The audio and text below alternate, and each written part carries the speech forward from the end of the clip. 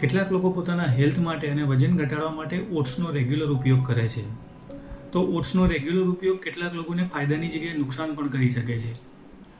ઓટ્સની અંદર જે કાર્બોહાઈડ્રેટ રહેલું છે એને એમાઇલોપેપ્ટિન કહેવામાં આવે છે.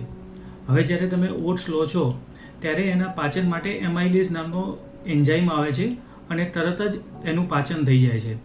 અને આ ઓટ્સનું તરત પાચન થવાથી બ્લડની અંદર શુગર લેવલ તરત વધે છે. મતલબ જે લોકોનું શુગર ફંક્શન વીક છે એ લોકોને અને જે લોકોનું વજન વધારે છે એ લોકોને ઓટ્સથી ફાયદાની જગ્યાએ નુકસાન થઈ શકે છે. બીજું, ઓટ્સની અંદર એવિનિન નામનું પ્રોટીન રહેલું હોય છે. આ પ્રોટીનનું પાચન આપણું શરીર પ્રોપરલી કરી શકતું નથી.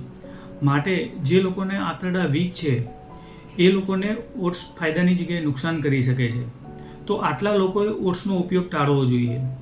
IBS-વાળાએ, કોલાઇટિસવાળાએ, જે લોકોને શુગર ફંક્શન એટલે કે ડાયાબિટીસ છે, જે લોકોનું BP વધારે રહે છે, જે લોકોને યુરિક એસિડ આવે છે, જે લોકોને ફેટી લીવર છે અને જે લોકોનું ટ્રાઇગ્લિસરાઇડ વધારે આવે છે, જે લોકોનું HDL ઓછું રહે છે, આટલા લોકોએ કોઈ પણ પ્રકારે ઓટ્સનો ઉપયોગ ના કરવો જોઈએ. આટલા લોકોને તે ફાયદાની જગ્યાએ નુકસાન કરી શકે છે.